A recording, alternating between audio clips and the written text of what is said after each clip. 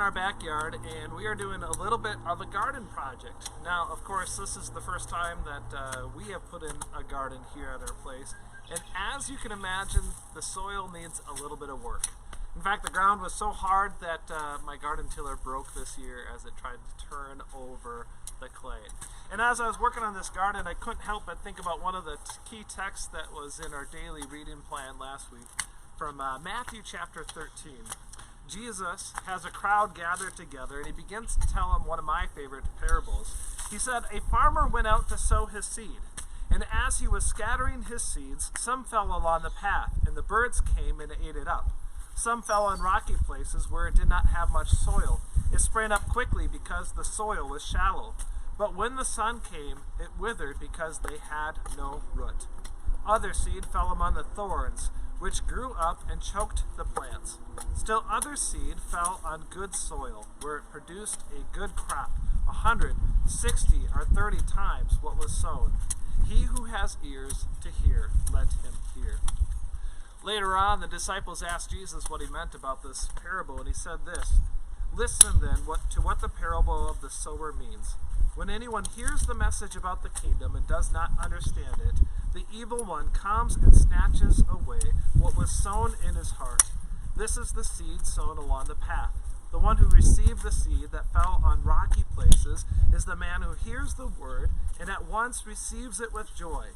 But since he has no root, he lasts only a short time. When trouble or persecution comes because of the word, he quickly falls away.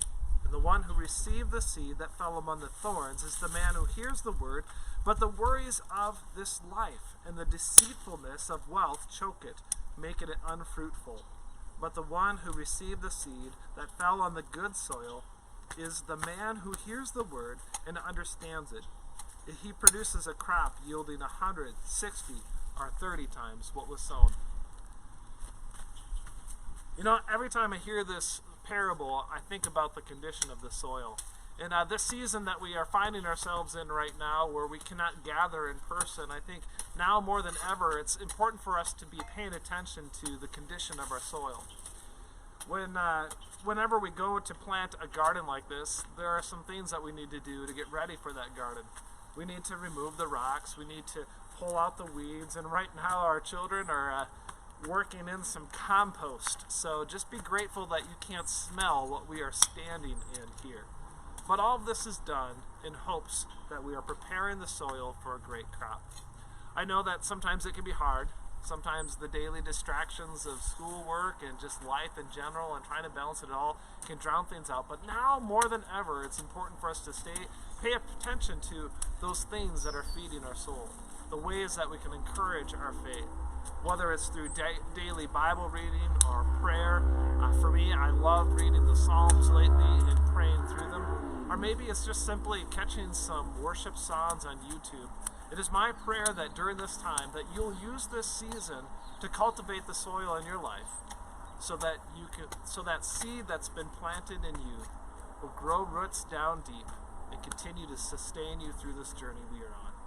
Be well, everyone. Be blessed. We love you. We miss you. Make sure to join us Tuesday nights for our Bible studies. And of course, remember, we are always here for you. Feel free to call us, text us anytime. Be well, everyone. Now I suppose I need to do some work.